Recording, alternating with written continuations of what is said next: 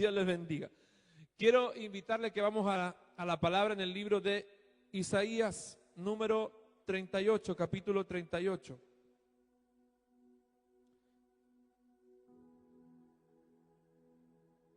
Muy bien.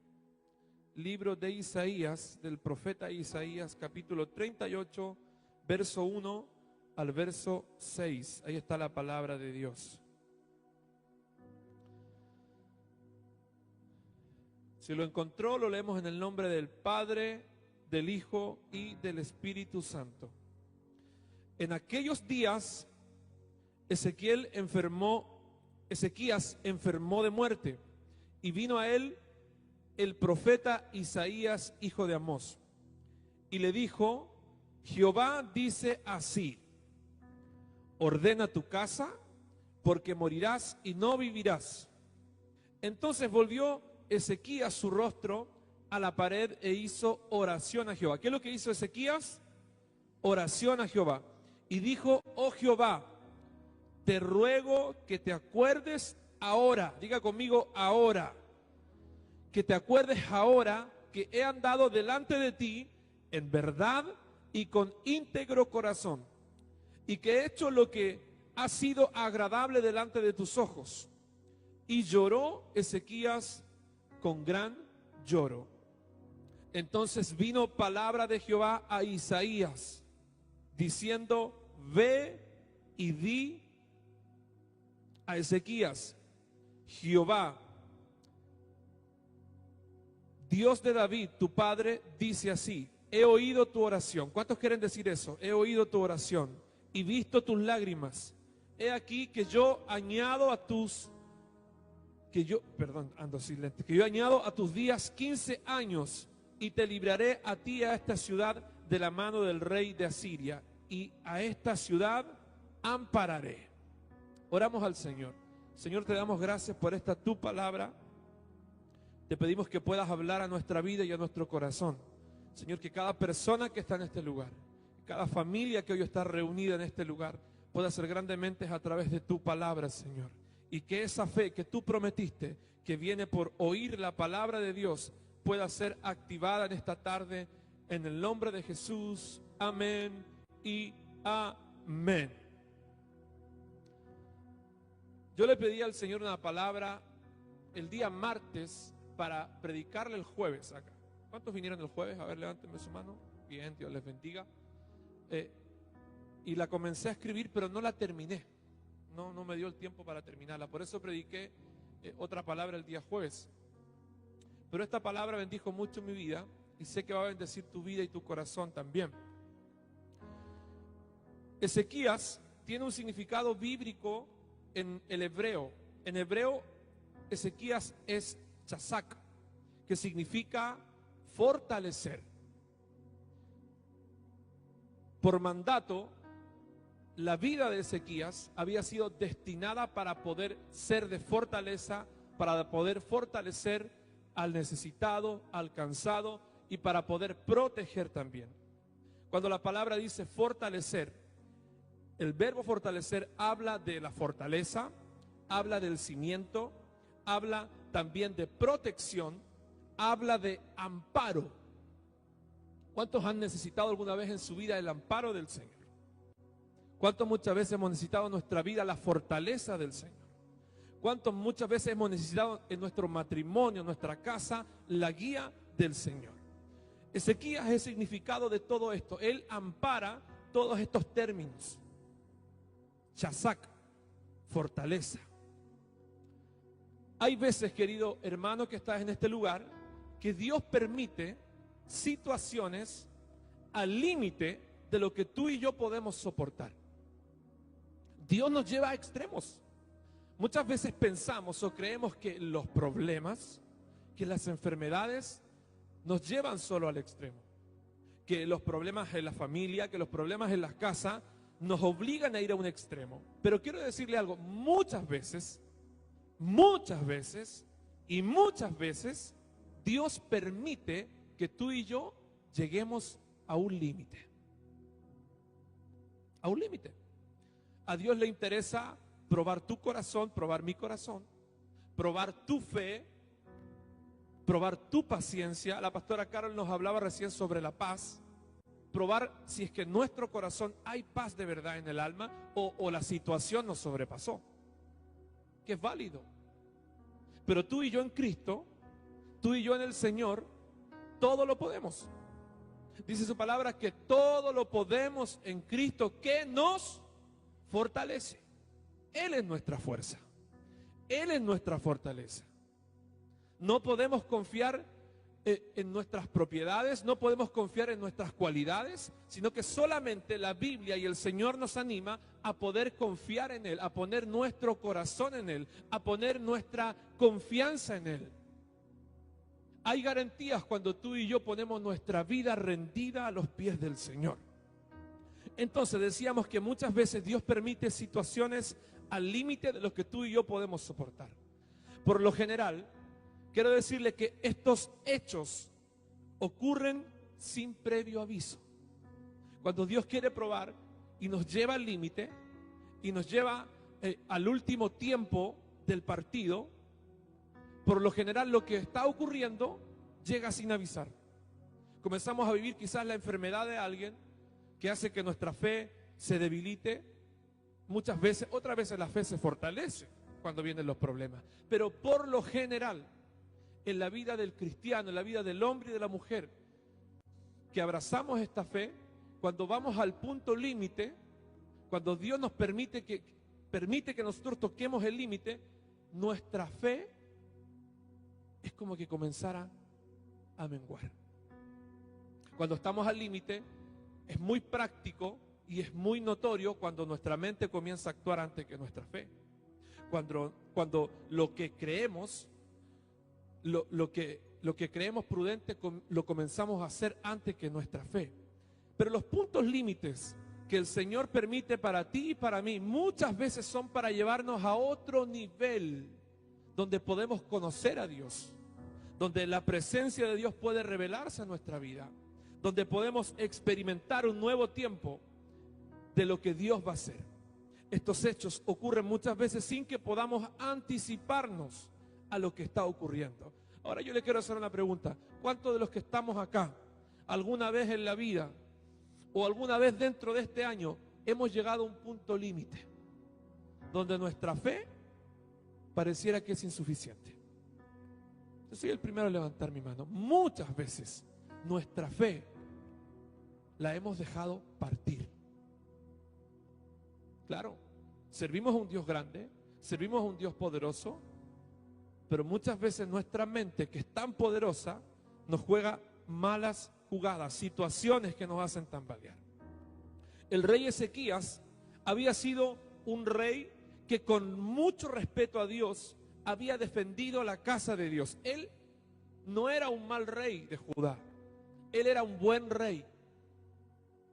No era un rey perverso, era un rey que honraba a Dios, era un rey que respetaba a los profetas y era un rey que honraba la casa de Dios, dice su palabra, y honraba el nombre de Dios.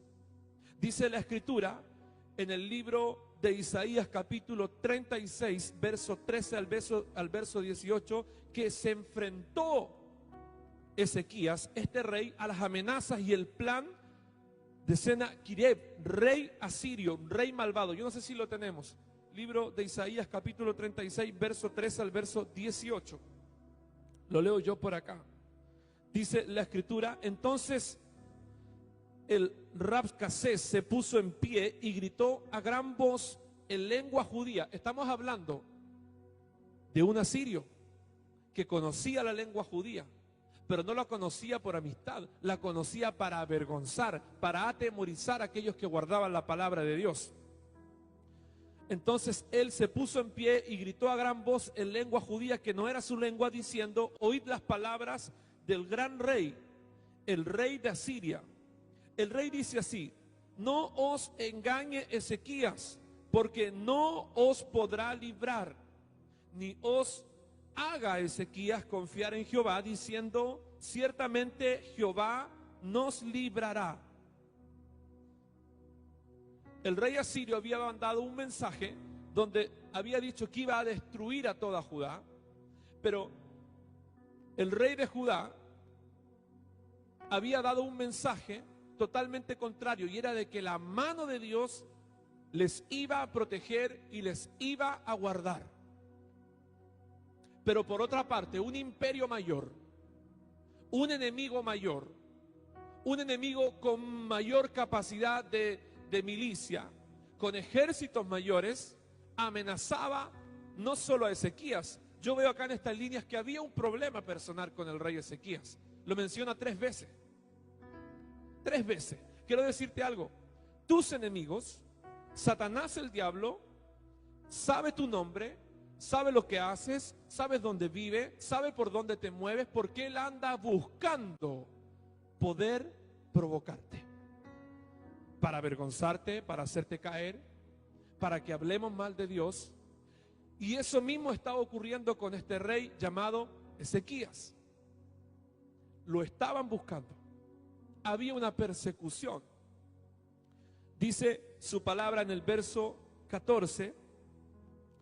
15, ni os haga Ezequías confiar en Jehová. Ellos querían que la palabra que Ezequías había enseñado por tanto tiempo y había respetado por tanto tiempo dentro del reino de Judá, que era una palabra que honra a Dios, que bendice a Dios, que exalta el nombre de Dios, fuera caducada por siempre.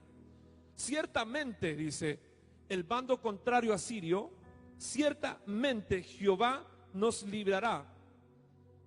Dice Ezequías, no será entregada esta ciudad en manos del rey de Asiria. No escuchéis a Ezequías, dice el otro, porque así dice el rey de Asiria, haced conmigo paz. O sea, ellos pedían, el reino asirio, que todos los habitantes de Judá, los reinos, los profetas, los pastores, hicieran paz con el reino asirio.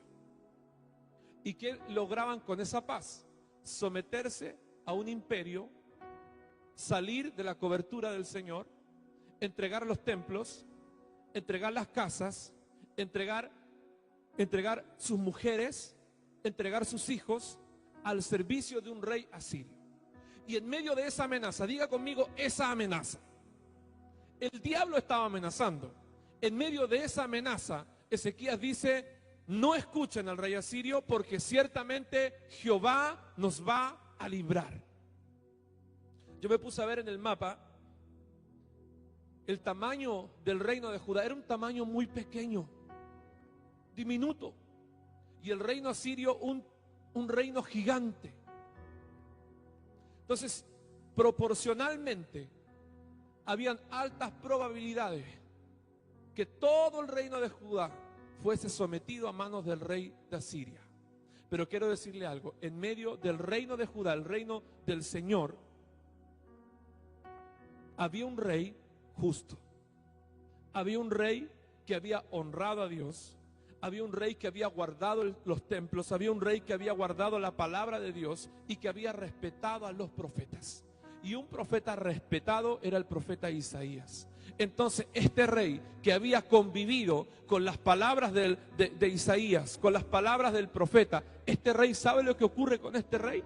En medio de todas esas amenazas del enemigo, en medio de toda esa batahola de temor, en medio de toda esa batahola delictual, este rey se para desproporcionalmente fuera de rango, pero él dice una palabra desde el fondo de su corazón. Dice, ciertamente el Dios de los cielos nos va a proteger.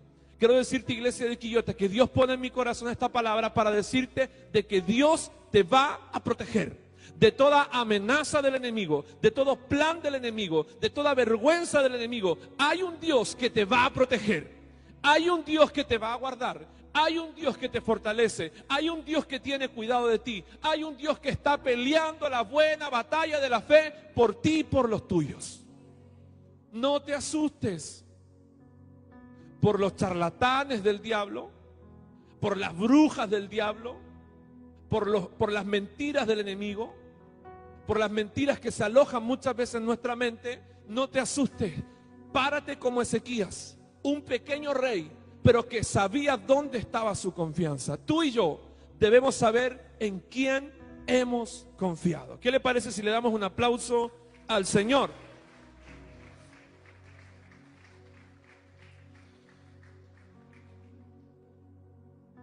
El libro de Isaías capítulo 37, verso 1 al verso 4 nos relata la actitud Diga conmigo actitud. Usted y yo tenemos que tener actitud. La actitud hace que tú y yo podamos sobresalir en situaciones. Muchas veces la vamos a embarrar, pero a lo mejor la vamos a embarrar con estilo, con actitud.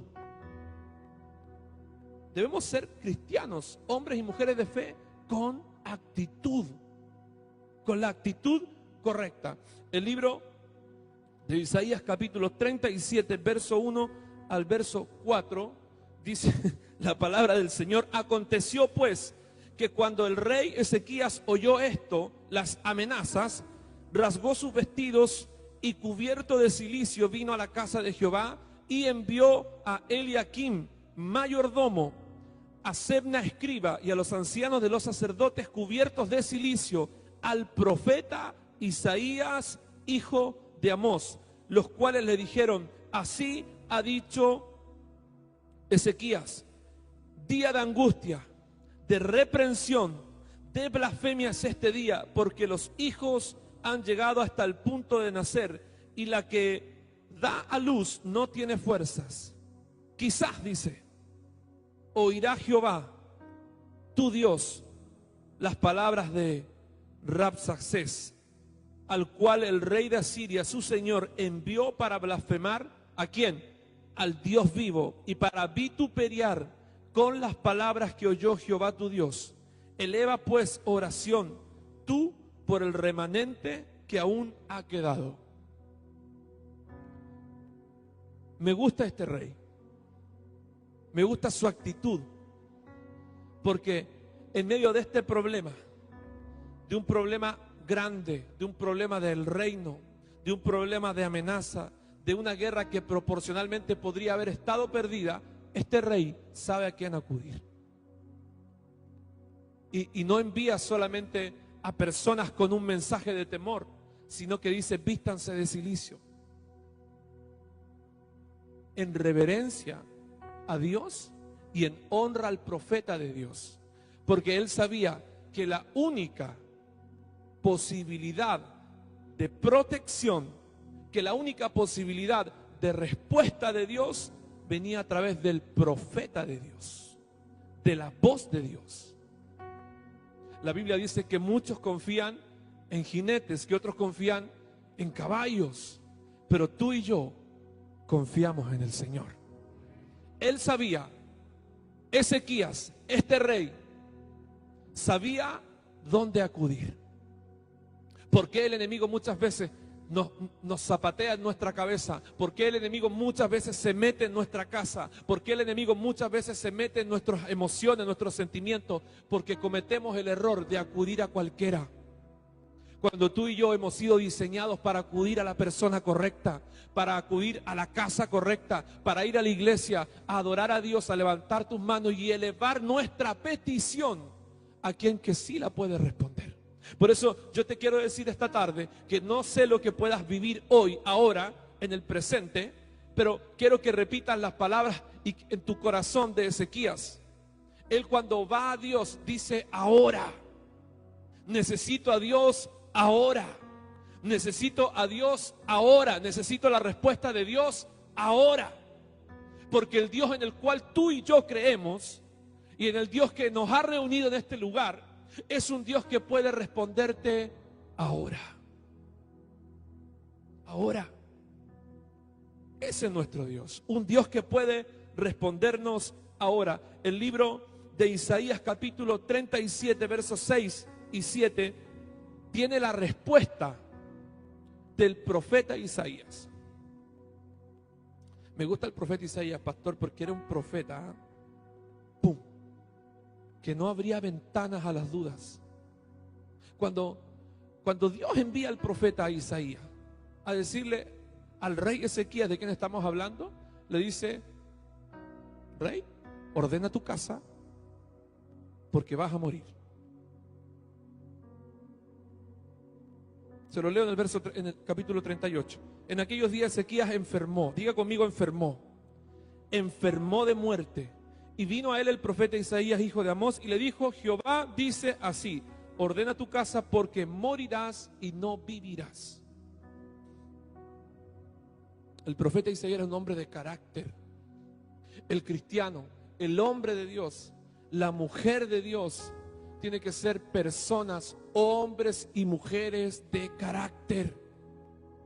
De carácter de Cristo, por supuesto. No de carácter de ese que heredamos de nuestros abuelos, no, de carácter de hombre de Dios, de mujer de Dios. Porque hay cosas, hay enfermedades, hay problemas, hay relaciones que solamente se van a comenzar a sanar con el carácter de Dios que tú y yo debemos tener. Solo con eso, solo con eso. El carácter de Dios es el que debe estar en ti y en mí. Vamos al libro de Isaías ahora sí.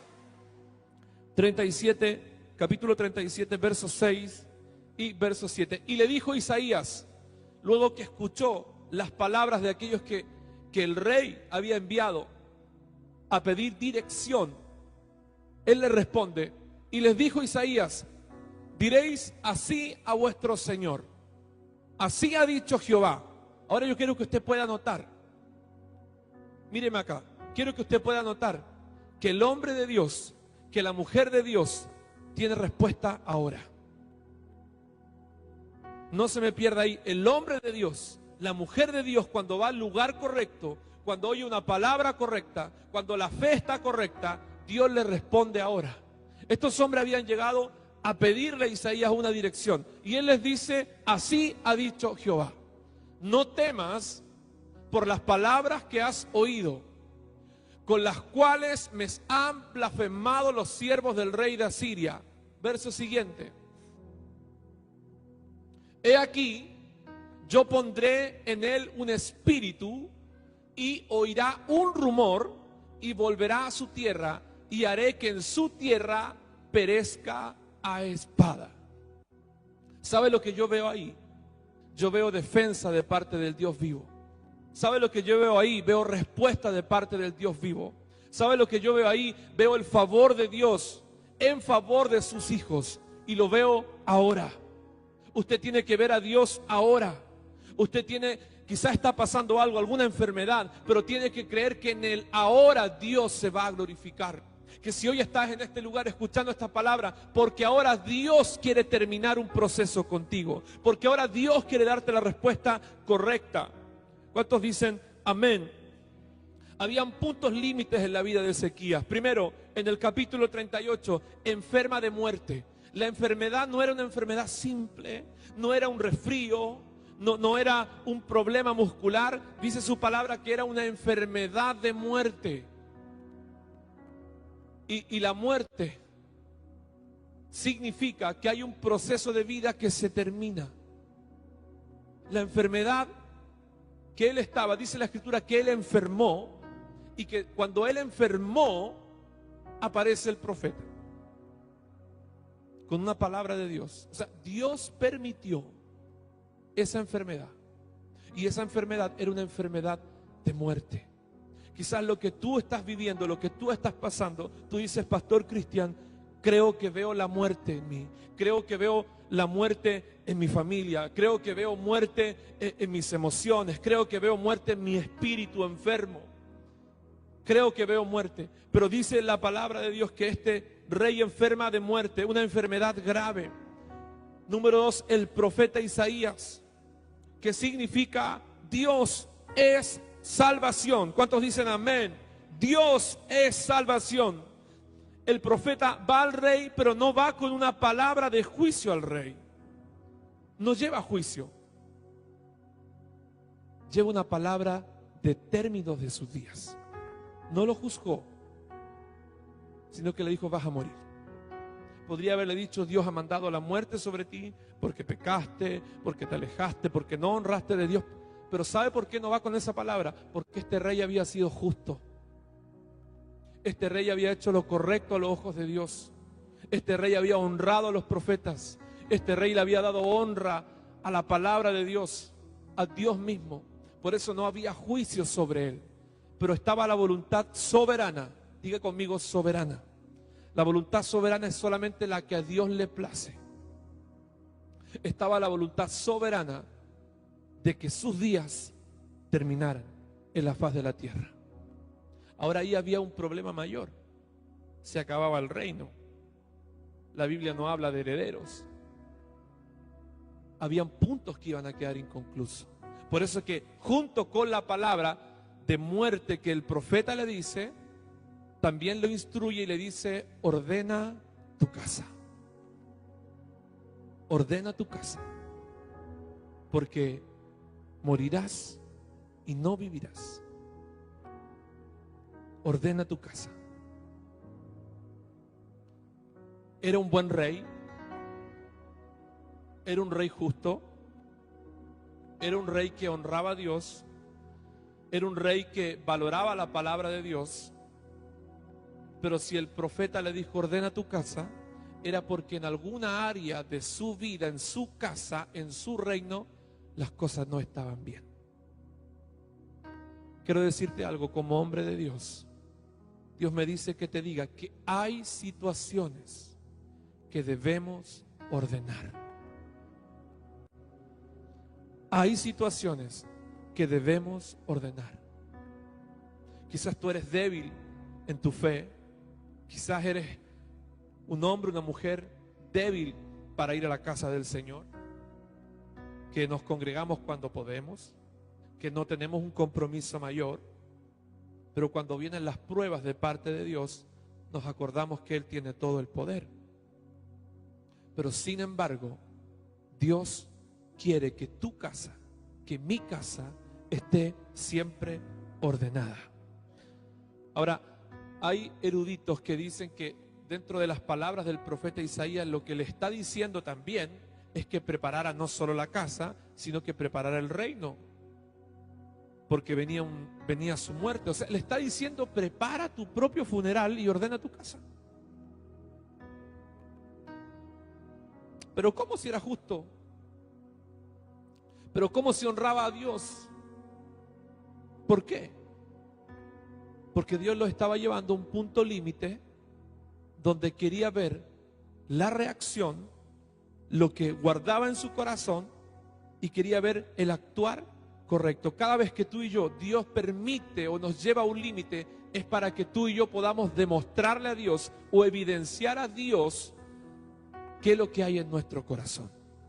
Dice la Escritura que luego de decirle: ordena tu casa, tu familia, ordena todos tus asuntos, arréglalos, dice el verso 2, que cuando este rey escucha las palabras del profeta Isaías, que eran palabras de Dios, este rey dice que volvió Ezequías, diga conmigo, volvió Ezequías su rostro a la pared. ¿Y sabe lo que hizo? Hizo oración. Le habían dicho que se iba a morir. Le habían dicho que ordenara su casa. Le habían dicho que iba a morir y que no iba a vivir. Entonces, cuando el profeta dice esta palabra, este rey dice que vuelve su rostro a la pared. Y antes de llorar, ¿qué es lo que tú y yo quizás hubiésemos hecho? No, te quedan tanto tiempo de vida. Vamos a llorar, porque no es un mensaje liviano, es un mensaje fuerte. Pero este rey tuvo una actitud distinta. Dice que él vuelve su rostro a la pared y antes de llorar hace oración. Ora a Dios. Ora a Dios. Y en medio de esa oración, él expone su corazón, abre su corazón, tiene una actitud distinta, tiene un método distinto al común de los mortales. Había recibido una palabra de término de días de muerte, estaba enfermo, no lo estaba pasando bien, y más encima cuando él ve entrar al profeta, él quizás pensó: viene el profeta a soltar una palabra de sanidad, y el profeta le dice: ordena tu casa porque Dios ha dicho así que vas a morir. Entonces, qué importante es que tú y yo tengamos la actitud correcta en frente de los problemas. Pero nuestra debilidad, mi debilidad, quizás también la tuya, es que enfrente a situaciones de puntos de límite, nuestra actitud no es la de un hombre de fe, no es la de una mujer de fe, sino que en vez de volvernos a la pared a orar a Dios, a pedirle a Dios, lloramos, nos derramamos, nos entristecemos. La ansiedad toma el control de mi vida o quizás toma el control de la tuya, pero este rey tuvo una actitud distinta. Dice que él buscó el rostro de Dios. Quiero decirte esto, en todo tiempo tú y yo debemos estar en constante búsqueda del rostro de Dios. No solo cuando la cuestión está buena, no solo cuando las ventas están buenas, no solo cuando el trabajo está bien, cuando estamos todos sanos, no, en todo tiempo. Tú y yo debemos estar en constante búsqueda de la presencia de Dios, de la unción de Dios, de la palabra de Dios. Ordena tu casa porque vas a morir. Pero estas palabras tan fuertes del profeta, en vez de que este rey se entristeciera y cayera a piso, activaron en él una fe inquebrantable que él sabía que la había sembrado, siendo un rey justo, siendo un rey que permitía que se hablara de la palabra de Dios, un Dios que defendió a su pueblo y un Dios que cuando el rey asirio le buscaba para tomarlos, él supo a quién acudir. El problema que tú y yo tenemos es que las situaciones que pasamos, los dolores que vivimos, los temores que se apoderan de nosotros, nos desesperan tanto que perdemos el control. Perdemos el control. Cuando hay un Cristo que está esperando que tú hagas oración, cuando hay un Dios que está esperando que tú le clames a Él, cuando hay un Dios que en medio del problema, de la situación difíciles que podamos estar viviendo, está esperando que tú y yo tengamos la actitud correcta y que nuestra fe se active aún mayor a lo que hemos visto o hemos creído. Esa fue la actitud de este rey. En vez de llorar en la pared, él clama a Dios. Él clama a Dios. Qué importante, iglesia, es poder clamar a Dios. Qué importante es pedirle a Dios que Dios nos ayude en todo tiempo. En todo tiempo que Dios se haga presente en nuestra vida. Que en todo tiempo Dios nos ilumine, nos direccione, muestre su rostro y nos pueda impulsar a salir de los estados temporales. Diga conmigo, temporales. Los estados que quizás tú puedas estar viviendo, quiero decirte algo, son temporales, no son perpetuos. No le creas al enemigo que tus estados de problema, de enfermedad son perpetuos. No, son temporales. Dios nos va a ayudar. Yo no sé si tú lo crees, pero yo lo creo con todo mi corazón, que hay un Dios que nos va a ayudar, que hay un Dios que te va a guardar, que hay un Dios que te va a proteger, que hay un Dios que te va a guiar, que hay un Dios que te va a animar, que te va a dar fuerza como la del búfalo. En cualquier episodio de tu vida, Dios se va a revelar, aún en el punto límite que puedas estar viviendo. Hay un Dios que se revela a su iglesia. Denle un aplauso al Señor.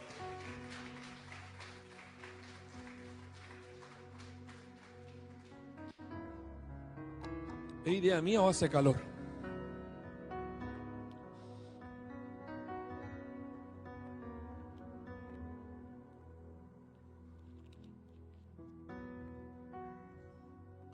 Volvió su rostro a la pared, pero no a reclamar. No a reclamarle a Dios, porque él sabía que habían ofrendas que él había presentado a los pies del Señor. Él tenía una bóveda de fe que había sembrado, que había guardado. Tenía argumentos. Diga conmigo, argumentos. Cada vez que usted enfrente un problema, tiene que sacar los argumentos que Dios le ha dado. Tiene que usted decirle al Señor: yo tengo argumentos. Ayúdame. Ayúdame. Necesito de ti. Revélate a mi vida. Direcciona a mi familia que se desvió, que el rumbo quizás está medio perdido. Señor, ayúdame. Padres de familia que están acá, abuelos que están acá, esposos que están acá. La ayuda viene del Señor. Viene de Él. La ayuda viene de Él. Qué bueno es el Señor. Dice que Él, vuelto a la pared, antes de llorar, hace oración. No reclama. No se enfada. La Biblia no dice que Él se disgustó, sino que hizo oración. En todo tiempo, tú y yo debemos presentarle a Dios oración. Quiero que vamos al libro de Santiago, capítulo 5, verso 13 al verso 18. Libro de Santiago, capítulo 5, verso 13 al verso 18. Hoy es un día especial. Le pedimos a los hermanos de la iglesia que anotaran en su papel su petición. Y hoy día vamos a presentar más ratito nuestras peticiones al Señor. Porque le quiero decir algo, Él es el único que nos puede responder. Él es el único que nos puede responder. No le pida más avance a la tarjeta de crédito. Dios te puede responder. Dios te puede responder.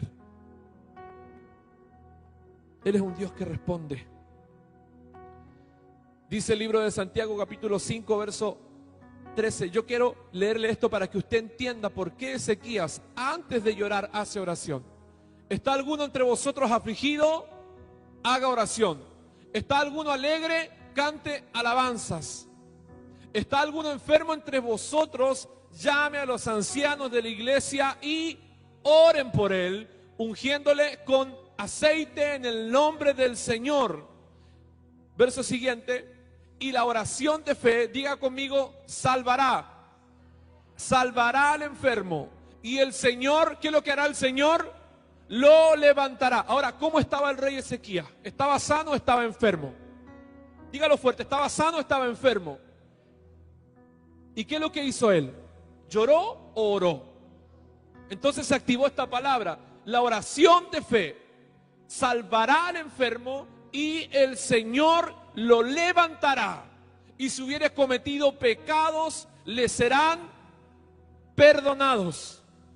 Entonces la oración es una herramienta de fe importantísimo. Confesaos vuestras ofensas unos a otros y orad los unos por los otros para que seáis sanados. La oración eficaz del justo puede mucho. Verso siguiente hasta el 18.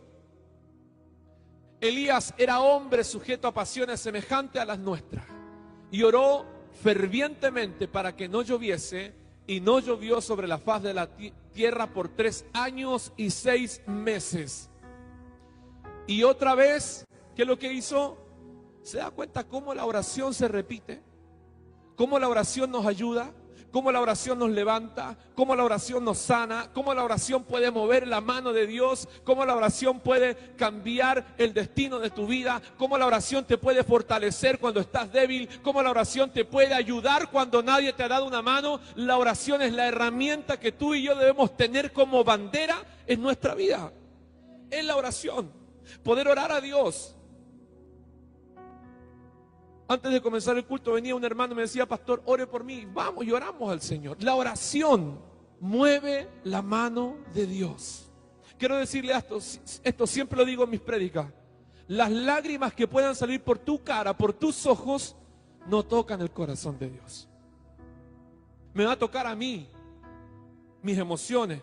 Te va a tocar a ti, a tu vecino, a tu amigo, a tu cercano, pero no mueve el corazón de Dios. Lo que mueve el corazón de Dios, lo que mueve la mano de Dios, es cuando tú y yo tenemos la actitud de fe correcta y podamos orar a Dios.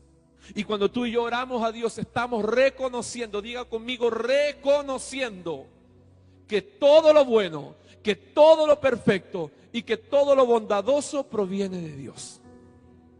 Lo que este rey hizo, aún en el lecho de su muerte, porque estaba enfermo de muerte, y con una palabra del profeta enviado por Dios de muerte, lo que este rey hizo fue oración, fue tocar el corazón de Dios.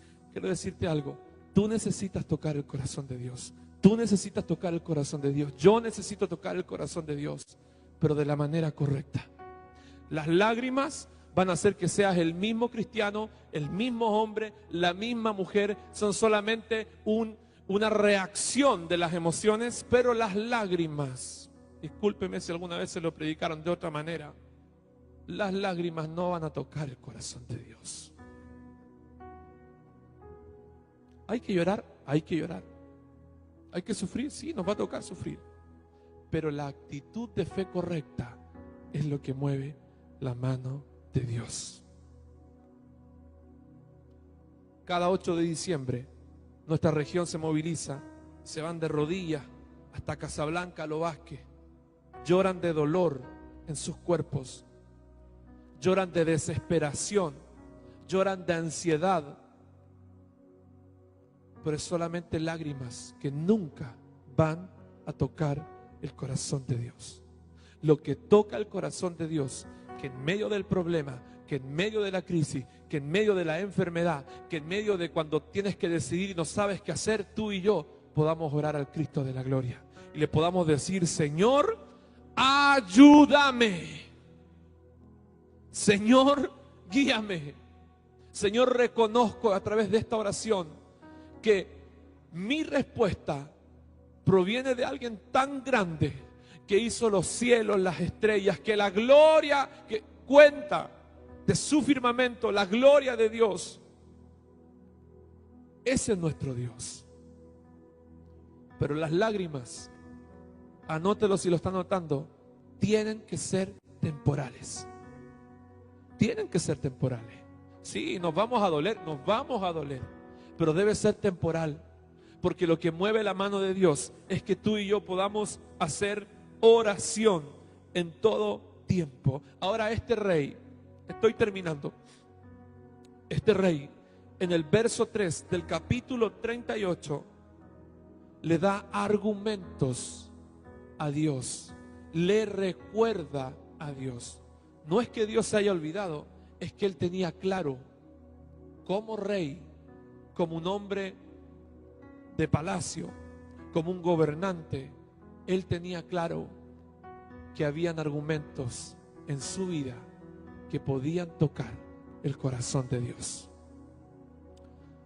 Dice el verso 3: y dijo: oh Jehová, te ruego que te acuerdes ahora.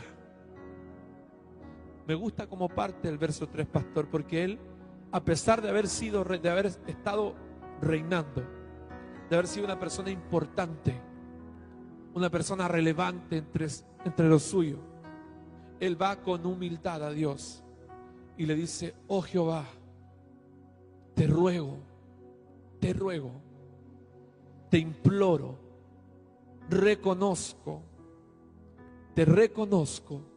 te ruego que te acuerdes de mí ahora, no mañana. Acuérdate de mí ahora. Y hay muchos que hoy están en este lugar que tienen que decirle a Dios esta tarde: te ruego que te acuerdes de mí ahora. ¿Por qué mañana? ¿Usted cree que Dios le va a responder desde mañana en adelante? ¿O que Dios puede obrar algo ahora? ¿O que Dios puede hacer algo ahora? ¿O que Dios te puede alentar ahora, sostener ahora, sanar ahora, escuchar ahora? Oh Jehová, te ruego que te acuerdes de mí ahora. El tiempo que este rey tenía era breve. Era breve. Tenía poco tiempo. Había una sentencia que había sido enviada por Dios. Por Dios. Y él le dice: te ruego que te acuerdes de mí ahora. Porque quiero decirte algo. Dios ahora se puede acordar de ti. Dios ahora te puede tocar a ti. Dios ahora te puede sanar. Dios ahora puede darte la respuesta que tanto tiempo has necesitado. Diga conmigo: ahora. Pero tiene que decirlo con fe. Ahora. Señor, te rogamos que te acuerdes de nosotros ahora. Ahora.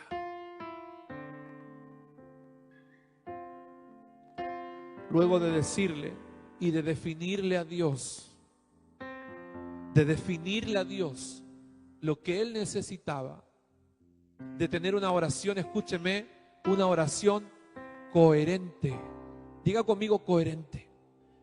Una oración coherente. Llevamos tantos años en el Evangelio, pero cuando le estamos pidiendo algo a Dios, cuando le estamos pidiendo respuesta a Dios, no oramos muchas veces coherentemente. Dios se preocupa de lo de al lado, de lo del frente, de lo de delante, y muchas veces nuestra necesidad no se la planteamos a Dios. Pero la oración que este rey hace, él le dice: te ruego que te acuerdes de mí ahora. Y le dice: yo he andado delante de ti. Le está diciendo a Dios: yo he andado delante de ti en verdad y con íntegro corazón, y que he hecho lo que ha sido agradable delante de tus ojos. Acuérdate de mí ahora. He sido íntegro de corazón, he guardado tu palabra, he guardado la fe, he hecho lo correcto delante de ti, de tus ojos. Él le argumenta a Dios, le da argumentos a Dios de quién Él era. ¿Sabe lo que yo veo cuando lo miro de aquí abajo? De aquí hacia donde está usted. Yo veo hombres y mujeres que quizás ante la sociedad hemos sido descalificados alguna vez. Quizás ante algún familiar hemos sido descalificados también. Pero cuando hacemos la oración coherentemente, no se me pierda, cuando hacemos la oración coherentemente, comienzan a salir los argumentos de fe que tenemos para plantearle a Dios. Dios está esperando tu oración, pero también Él está esperando que le reconozcamos quién es Él y qué es lo que Él puede hacer. Señor le dice, y me gusta, lo voy a repetir: te ruego que te acuerdes ahora que he andado delante de ti en verdad y con íntegro corazón, y que he hecho lo que ha sido agradable delante de tus ojos. He andado delante de ti en verdad. Diga conmigo: verdad, íntegro corazón, y he hecho lo agradable delante de tus ojos. Les da tres argumentos a Dios de su actuar, de su vida, de su niñez hasta su adultez. ¿Y sabe lo que hace luego de argumentarle a Dios? Ahí recién lloró.